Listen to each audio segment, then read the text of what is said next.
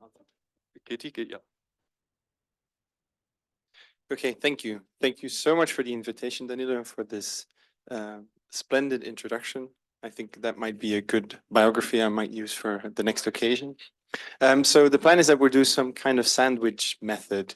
I'll speak for about 15 to 12 minutes, and then I'll hand over to Daniel, who will do the middle of the presentation. And then I'll finish off at the end, and I think we should end up at about 45. So I'll give a general introduction, then Daniel will become more theme-based, and then I'll give a general outro to this wrecking session. So as you can see here on the board, this is about a book which we wrote in the last 6 to 7 years. It took us a while to actually put together what we wanted to say. And it came out last year in English as Welfare for Markets. So efficiently, it's the global history of basic income, but it's not that strictly how shall I say, restricted to basic income as a theme. It obviously talks about a lot of other themes as well. And just to give you a general sense of what we're actually trying to do in the book, I want to start with an anecdote from 2007, in which one of the co-founders of Facebook, namely Chris Hughes, was facing a certain problem. So Chris Hughes, who was one of the original donators to the capital of Facebook, actually retired from that company in 2007, and he was facing a particular problem, namely how was he going to put his fortune to good use.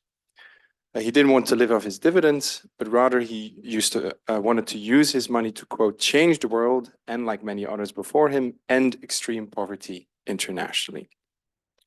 Yet at the time, he also admitted, and I'm quoting him here again, that he had no idea where he could put that kind of money with the confidence that it would make a lasting impact. And it's particularly striking for him because on the topic of global poverty, he actually had a record of disillusionment. So in the late 1990s, he read a very popular book at the time, namely Jeffrey Sachs's bestseller, The End of Poverty. And he even visited one of the villages which was selected for a policy pilot in 2005 with the support of the United Nations. So at the time, of course, some people might remember this, Jeffrey Sachs, who is now writing rather different opinion pieces also about the war, but he already was the object of considerable public attention. You can see him here, but he was one of the leading ideologues of what was called shock therapy in the 1990s. And in the 2000s, after he moved out of that role, he was repositioning himself as an anti-poverty prophet. And what we could see, for example, is that he had a show on MTV called The Diary of Angelina Jolie and Dr. Jeffrey Sachs in Africa. And there you could see him in African village. And he said, this village is going to end extreme poverty. Now, Hughes, the co-founder of Facebook, was there. And despite his initial enthusiasm, he actually drew quite a different conclusion about the village in question. He saw a school with no pencils, no soap, no paper, and computers that had never been connected to the internet. And as he says in his biography, something felt off. And Jeffrey Sachs and Angelina Jolie actually were to acknowledge the same thing later. So the results of their village experiment, which cost 120 million, were actually very underwhelming. So their idea to eliminate poverty in the village meant that it had a positive impact on maternal health care and on agricultural output, but its results on nutrition and education were actually very vague. And most damningly, there was no discernible impact, as a report put it, on consumption-based poverty. So it's very clear that the specialists had failed, and Hughes, who was there at the time, became convinced that the world needed less expert-driven solutions. So if global poverty was going to be solved, the experts needn't be in charge. What happened after 2007, after he visited the village, is that it took Hughes only a few years to embrace a very simple but radical idea to this problem, namely simply giving cash directly to the poor. So instead of sending specialists and experts down there, you would just send money to them straight away. And he actually put this into practice. So in August 2012, Hughes had joined the board of an organization called Give Directly, which was to promote direct cash transfers to tackle poverty worldwide. Give Directly was actually founded in 2008 by 4 Harvard and MIT graduates in economics.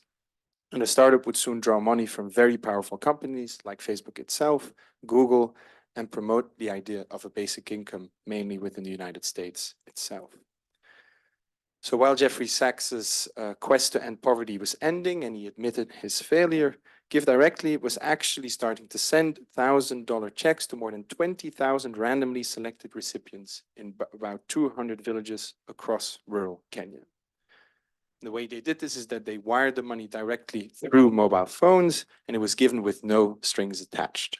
So people simply received the sum and could then decide what they did with it. Of course, this was very different from Sachs's top-down approach, in which you had specialists and experts determining how the poverty problem was to be solved locally. And instead, and I'm quoting Hughes again here, the idea was to empower poor households to make their own consumption and investment decisions based on their individual needs and preferences. Hughes was, of course, very taken to the idea, and in the book that you see here, Fair Shot, Rethinking Equality and How We Earn, which is part biography, part a plea for cash transfers, he actually sets out this vision, and he sells it as a confidently liberal and market-oriented strategy he had been looking for all along, elegant and improbable in its simplicity. Now, of course, it's very hard to describe someone like Chris Hughes as a man of the left, or someone who would find himself in the company of more far-left figures. One of the striking things, not just about the story of cash transfers, but the story of basic income as such, which is just one form of cash transfers, as we see in the book, is that it unites a very unlikely coalition across the political spectrum. And you have figures far on the right, such as the right-wing economist and anthropologist Charles Murray. Then you have the former Greek finance minister Yanis Varoufakis. You have the American anthropologist David Graeber, who've all come out in favor of something like a basic income. And a lot of students of the basic income have often been puzzled by this universality, or the fact that so many divergent voices find themselves supporting the proposal. And they often find it difficult to explain. And the book, in that sense, is not just an attempt to tell the story of basic income, which hasn't been told before, but also a way of explaining this paradox. Namely, how come that figures who come from different sides of the political spectrum, both from the left and the right, have joined, or at least find themselves supporting the same proposals. One of the first moves we make to actually explain this ecumenical support for the proposal is that we want to see the UBI, or the so-called universal basic income, not as a standalone policy, but as belonging to a specific family of policies that have become particularly prominent in the last 30 years. That, of course, is the family of so-called cash transfers, which Give Directly and Chris Hughes were also so enthusiastic about in the African context. And if we look at cash transfers as just one form of doing social policy, we immediately notice a contrast between those transfers and that other package of welfare policies we know from the 20th century, namely decommodified forms of welfare or social forms of provision that actively seek to remove parts of our economic life from the market. And so whether we're talking about healthcare, public transit, schooling, this model relies on the idea that the state or a collective institution should provide for these services for free or at relatively low cost, and that there's no money involved when you actually receive them. And so there's a significant difference between the idea that you can receive certain social services for free or without actually paying for them, except for the idea that you receive a voucher or a check, which you then have to use on the market to actually acquire that good. That is the main contrast we're trying to explain, namely, how did our vision of social policy shift from one that was very much centered around these social services to one which was mainly based on cash transfers. Basic income, we could say, is only the most generous and ambitious version of all those cash transfer proposals. Now, one of the second moves we make in the book is also just to historicize the idea of basic income. There's often a tendency, which is quite mythological, which you can find in books by the Dutch intellectual, if you want to call him an intellectual, Rutger Bregman, and other writers, to see the basic income as an age-old idea that actually has precedence not only in the early modern period, but also in ancient Greece, for example. And some of these mythologies can be quite extravagant. We travel back to ancient Athens, then we go to early modern England with Thomas More, then we go into the 18th century with Thomas Paine, and all of them are actually seen as proponents or defenders of something that resembles a basic income. Sometimes we also go back to ancient Rome and debates about the agrarian law, as it's called. But the idea is very much the notion of an invent tradition, as Eric Hobsbawm once called it, which means that the basic income is a continuous proposal through time, which only waits for its realization in the 21st century.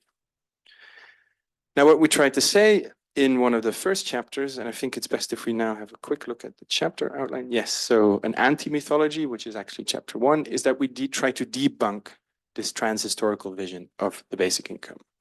So whether we're reading Thomas More or Thomas Paine, or even ancient Greek and Roman writers, it's actually really difficult to see what they were defending as a version of what we know as the basic income. Partly because most of those weren't paid in money. If they were paid in money, there were very strict requirements attached to it. And the context in which they were embedded was vastly different from anything we know as basic income today. Instead, we want to see it squarely as a 20th century proposal. And as you look at the outline of the chapters, I think you can see how the structure of the book reflects this. And the basic income is a proposal that only comes into its own in a 20th century and is very much a product, not just of the industrial, but mainly of the post-industrial age. And when we're talking about Milton Friedman in the 1930s and 1940s, that gives you a good sense of where we see the true birth of something like a proper basic income, namely a world which is not just an industrial, but is actually on the verge of almost deindustrializing at one point. And one economic coordinate, which is immensely important to us for explaining when the basic income comes about, has to do with which economic sector is capable of absorbing labor at different points. And so a world in which most people are employed in agriculture, and in which there are so-called Malthusian cycles, proposal is very hard to imagine, let alone defend. Once industrialization actually takes off and factories begin to absorb labor, you already have some ideas that tend towards a universal basic income, but they remain highly marginal. Now, what happens in the 1950s and 1960s, mainly in the United States, and this is something that Daniel will talk about in his part, is that you have a world in which both the agricultural sector and the industrial sector increasingly find it very difficult to absorb labor. And so both industry and agriculture create an enormous problem of unemployment. And to solve this problem, the idea of a basic income suddenly becomes a very attractive way of solving a problem of social policy that simply wasn't there before. And in the US, this obviously took on a specific racial version as well, because a lot of Black workers in the North were previously ejected from the Southern sharecropping economy and then found their way to Northern factories in which there simply wasn't enough work for them, in which they remained permanently unemployed. And then the idea of a basic income is defended both from the right and the left as a way of solving that particular problem. But I'm going to stop here and hand over the middle part of our sandwich structure to Danielle, and then I'll finish with another set of remarks.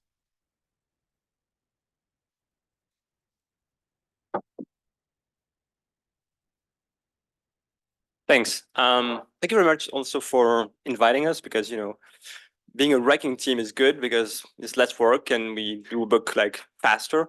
But it's also 2 hotel rooms to pay for. So thank you very much for inviting both of us, which is always good to do this with when a book comes out, and be able to go around and speak about it. It's always a fun thing to do. So as we say about the title, of course, the book is not just about basic income, but it's kind of a way to speak about the different set of topics and the different set of shifts that happened through the 20th century, and how basic income in a certain sense is an indicator of those shifts, how traction for basic income allows us to see broader evolutions about our relationship to work, about the role of the state. And I want to focus on one shift in particular that is specifically about the question of the role of the state in matters of development, which is the last part of the book. And we'll come back to some of other topics later, but I thought it was like the most, not the most interesting aspect, but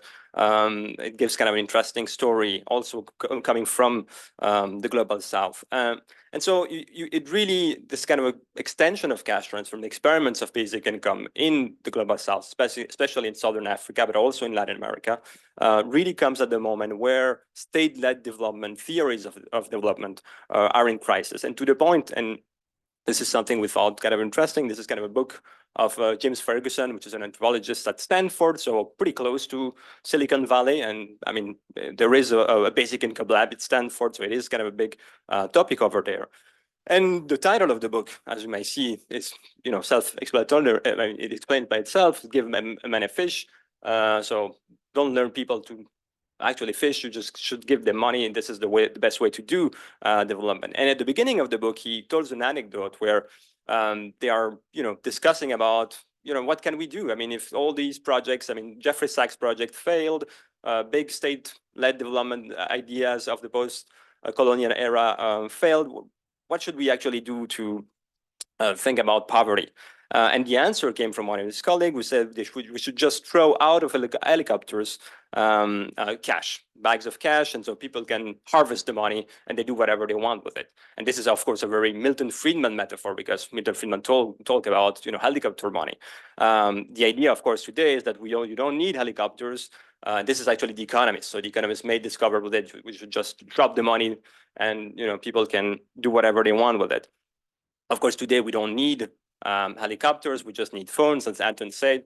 They receive the money on their phones, and they can either withdraw it at certain places or actually use it in different ways. So basically, we can do anti-poverty policies or development policies, like you buy sneakers on internet on your phone through Apple Pay, Amazon. So it's kind of also kind of an interesting word for tech philanthropists to be in it, because it's part of their view of a world mediated by apps, and not through discussions with the governments, going through state institution, trying to discuss about what we buy a school or not, or a hospital, and all this disappears, and you can just direct cash through infrastructure. But Give Directly, which is the organization Anton mentioned, and this is the one actually that has been extremely successful, one of the biggest NGO now in development recently. So they have been spending $500 million over the last years in those cash transfers experiment. It's not just a Silicon Valley. So this is like the tip of the iceberg, I would say, but it's part of what development economists, since at least the 90s, call the cash transfer revolution, that took over especially starting in Latin America and then in Southern Africa.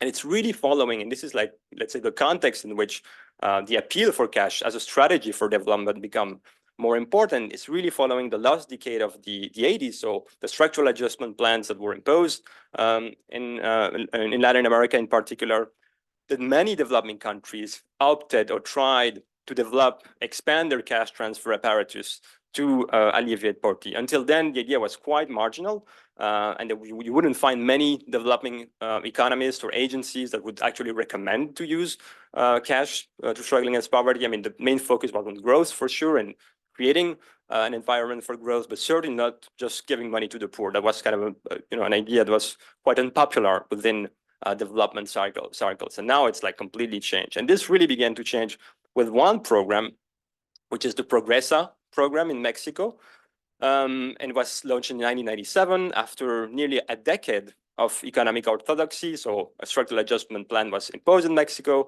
following the debt crisis. And an Mexican economist called Santiago Levy designed this to actually tackle poverty directly. So rather than going through complex welfare schemes, do price controls and all these kind of older versions of welfare, we should just expand the cash transfer apparatus and send directly money to households. And the initiative soon became an example for many countries that actually went through similar shifts, and because of course those plans of structural adjustment were pretty harsh in Latin America. And so you have one example that you might know, which is probably one of the most famous one, is Lula's Bolsa Familia, that became a nationwide project with its government in 2003, and which is probably the largest cash transfer program in the developing world. So it provides conditional monetary aid to more than 20 million families and help out to cut poverty in Brazil by 60%. So it was also quite efficient in a certain sense. And is also, and this is interesting for us, supported by the left and the light, because Bolsonaro actually expanded Bolsa Familia. So he actually tried to brand, rename it, say that was his own program, but there is a consensus on the use of those programs as a means to tackle poverty. But Southern Africa was even stronger. So over the last 20 years, is more than 123 transfer programs that were made in Southern Africa. And the most important one, well, the one that was maybe the more significant, was in South Africa. So after the fall of the apartheid, while in 1994, 2.4 million households received cash grants, 20 years later, more than half of the country was covered by monetary transfers. So you can see the evolution of cash transfer, different forms of cash transfers in Southern Africa. Of course, we can discuss about the fact that they're not all this is basic income. So, and I think we should probably have kind of a discussion about that after, but we are interested in the book not only about basic income. So basic income is a form of cash transfers, but what we see also over the same period is like the increasing reliance on cash transfers when it comes to do welfare. And yes, there is an appeal for basic income, but it doesn't always take the form of basic income. And so today, I mean, there isn't a month where you can have some news about basic income experiments in Namibia, in Kenya, in Uganda. So it's really spreading to the point that most international institutions, certainly the United Nations, even the IMF, the World Bank, have praised or have at least published, studies saying that cash transfer is definitely to consider, and basic income might be a solution to those questions. To the point that in 2002, 3 years ago, at the annual Mention Mandela lecture, Antonio Guterres, which is the Secretary General of the UN, said that we needed, I quote him, a new social contract for a new era, and including, I quote him again, the possibility of a universal basic income as a solution for eradicating global poverty. So if you really want to understand this kind of a triumph of basic income, or at least this idea that cash and just giving cash might be the best solution to alleviate poverty, I think we really have to not just check, these Silicon Valley types, or the idea that we made an experiment, a randomized control experiment. So economists do a lot of that.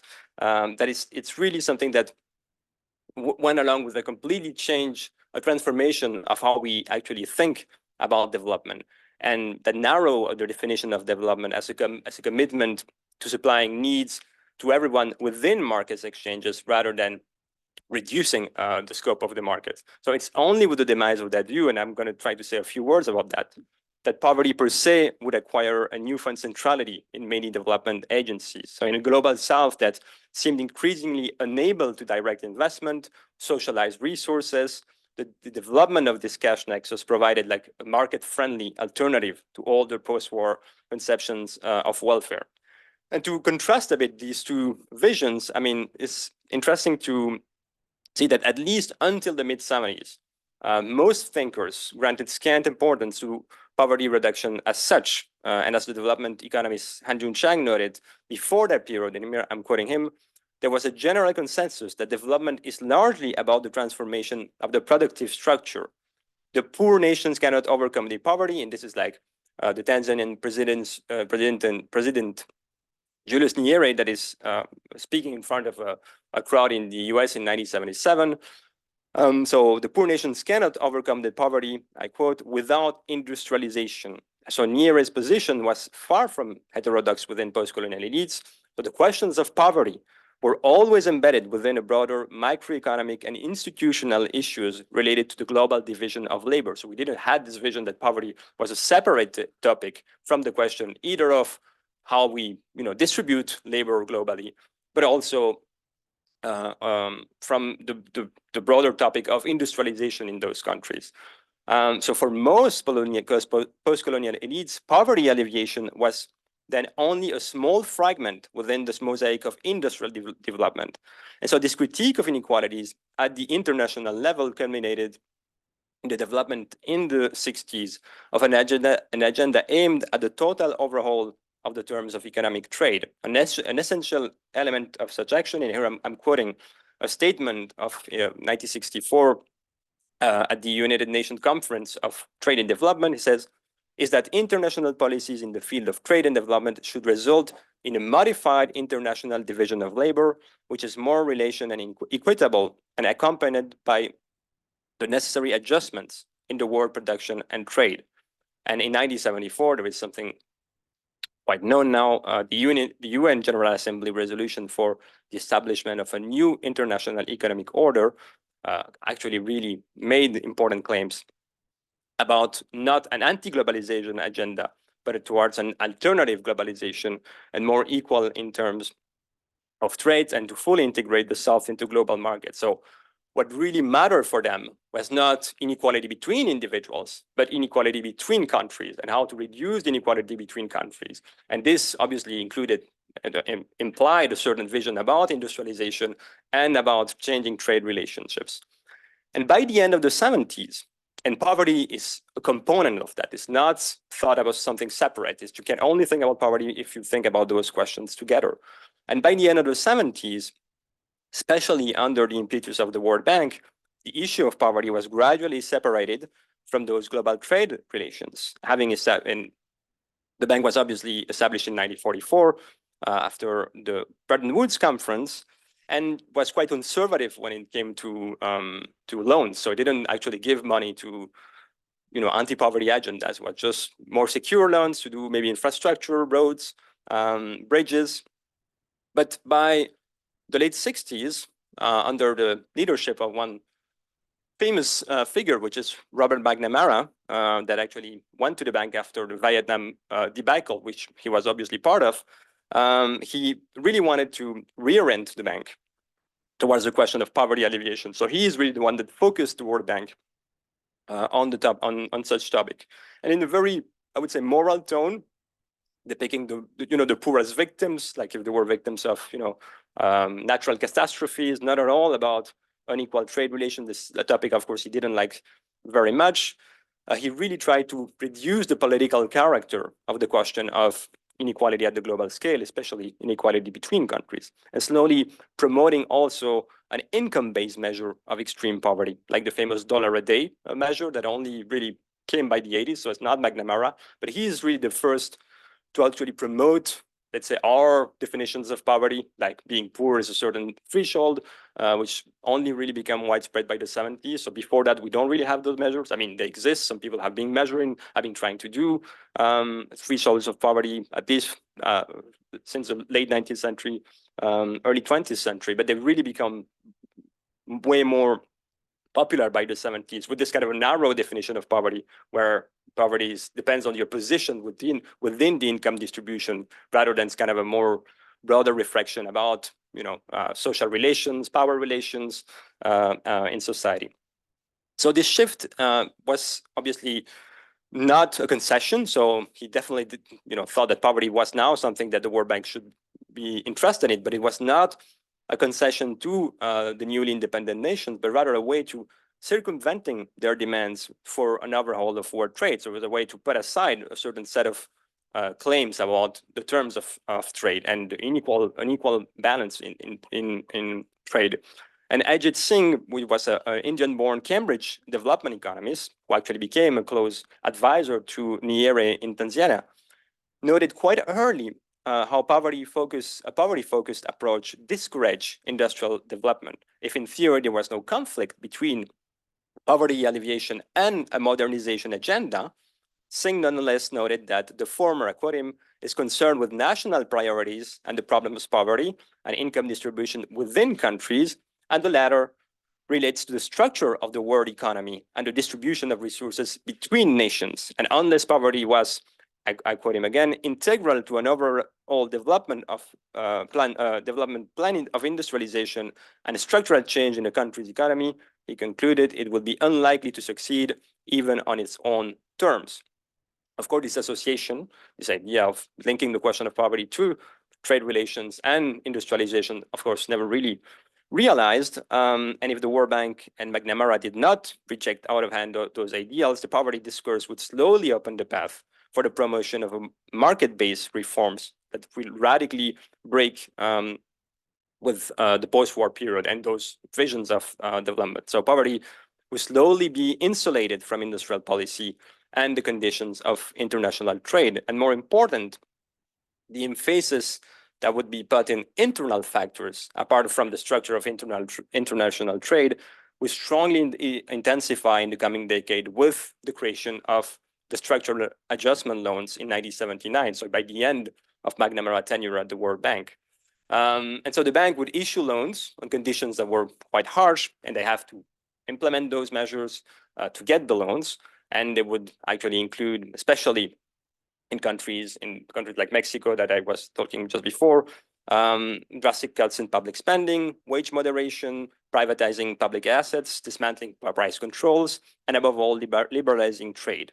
And the result in most of those countries was devastating. So per capita income fell, real wages collapsed by more than 40%, and poverty skyrocketed from 23% to 38% in Mexico. And so that's why it was soon referred as the famous lost decade for development. And most Latin America countries would go through this shift and launches, in a certain sense, neoliberalism in the continent. But of course, if those shifts increase poverty, then you need an alternative. You need to make it work in a certain sense. And this, when in a certain sense, cash transfers comes as an useful tool to do welfare without compromising the whole market-based reforms.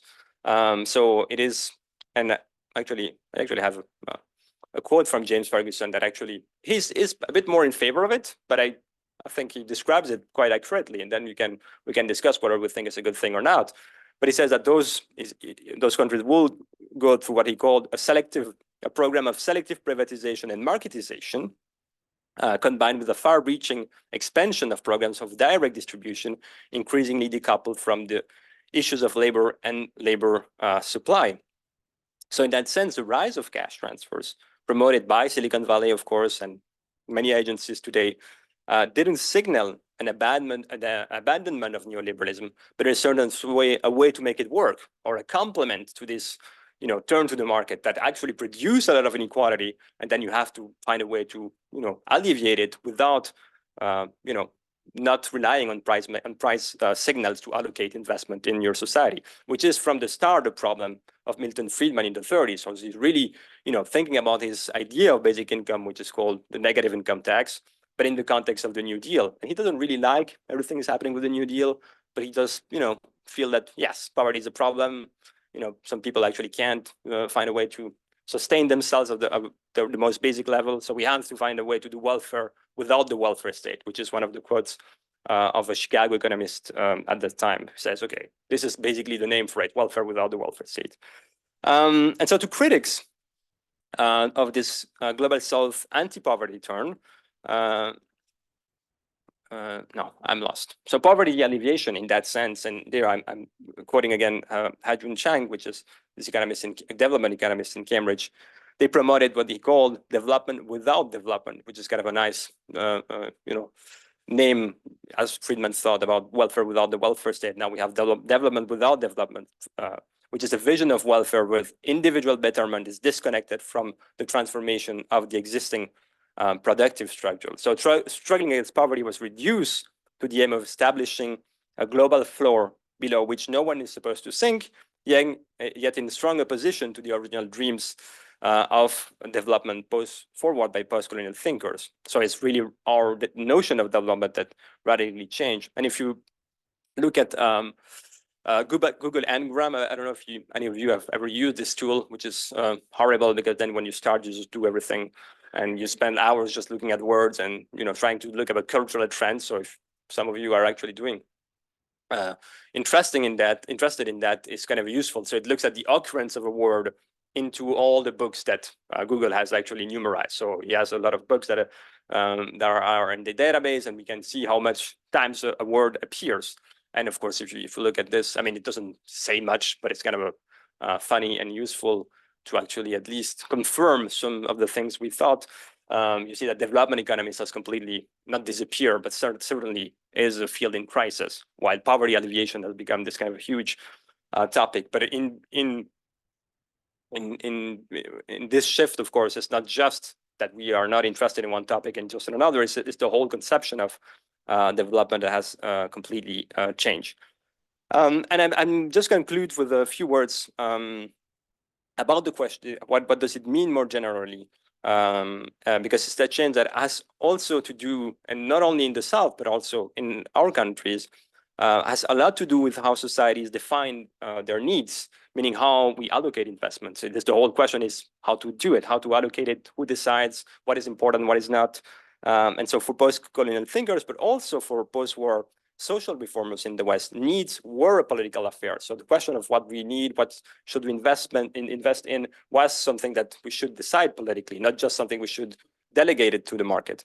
And so this shift, in a certain sense, and this increasing reliance on cash has, in a certain sense, go hand with the decline of our ability to define social aims collectively. So this is what is at stake, of course. If basic income becomes a thing, is also, to recognize that social aims are not to be defined collectively, but we have to each one decide whatever we want for ourselves. So it's our ability to politicize needs that has been in decline. For some, this is great. I mean, Milton Friedman thinks this is amazing because he thinks that, we should favor freedom of choice. You should choose whatever you want for yourself, and the state shouldn't do it. But, and there is a catch, what does it mean to choose for ourselves what we want? Because where does what we want come from? And there is a very famous phrase, I have it somewhere, yes, of Steve Jobs, which I think is an excellent sociologist. He's a brilliant mind in matters of, critical theory. And he famously said that, when he created the iPad, I think, that a lot of time people don't know what they want until you show it to them, which means, yes, needs is not something that is just inside of us and then the market responds to it. The market also constitutes needs. And so the whole question of this, increasing reliance of cash as a way to do welfare is also, means also the delegation of the question of needs to private investors, and for them to decide what are the needs that we're going to develop in the future, rather than for us to collectively decide what we find meaningful and what we should do with our life. Yeah, I don't know. I think it's over for me.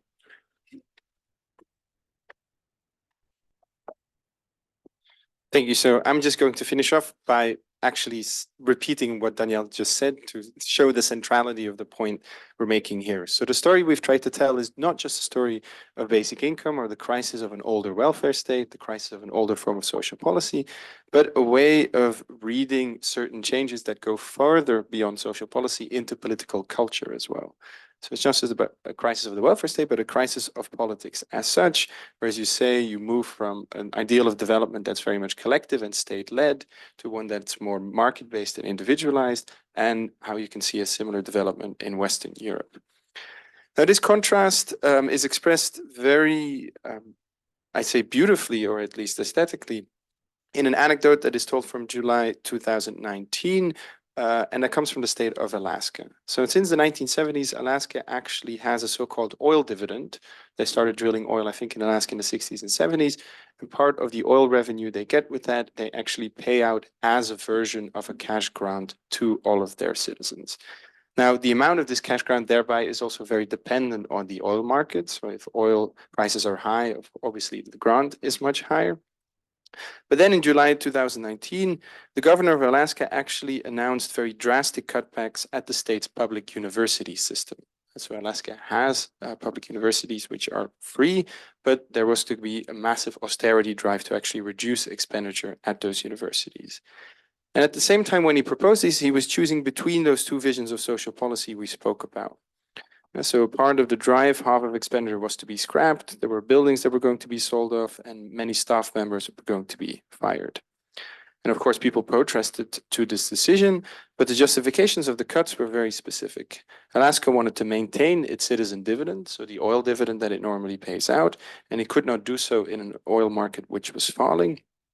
And then the Alaskan policymakers who wanted to implement austerity also defended the decision with a variant of the argument we already saw with Hughes before. Who actually needed a public university, they said, if every book had become available on Amazon.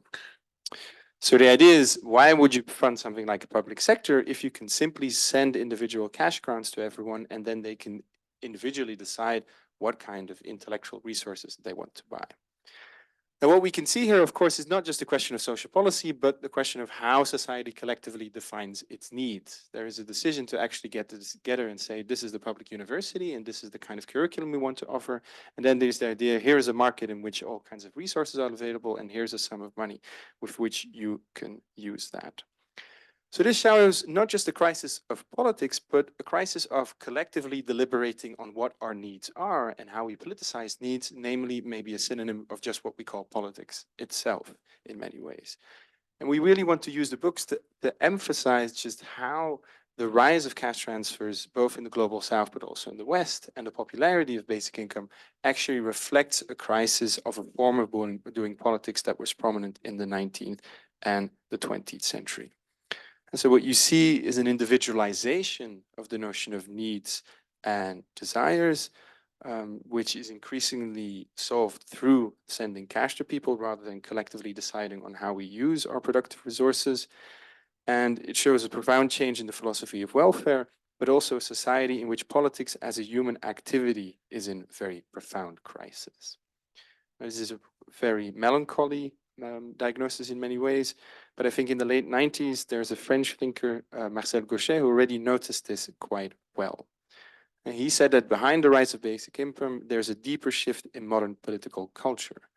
Markets now seem to be more than a system of economic organization, but they have become something like an indispensable anthropological tool. Thinkers both on the left and the right, as I said at the beginning. There are people on the left who find themselves defending UBI, and there are people on the right who do so. And in 1998, I'm going to quote Gauchet here, he said, "The late century revival of the idea of the market has very little to do with considerations of economic efficiency. Rather, he claims, it follows a reconsideration of the political status of our actors itself. It's a new form of market sovereignty, which seems to offer an alternative to any kind of politics, as the British historian Eric Hobsbawm put it. 2 years before, he said to an Italian journalist, if consumers are able to achieve their aims by exercising their power of choice every day through the purchase of goods or the indication of their opinions to the mechanisms of media consultation, what exactly remains of citizenship, and specifically of social citizenship? Is there still any need to mobilize groups, people, for political objectives?" End of quote. And so to conclude, we think that on the left and the right, the growing enthusiasm for cash transfers and basic income, particularly in the last 10 years, signals not just a crisis of the old welfare state, but a crisis of politics as a type of human activity. And we think that even in the very chaotic 2020s, it remains in question about how that crisis will resolve and when exactly it will end. Thank you so much for your attention.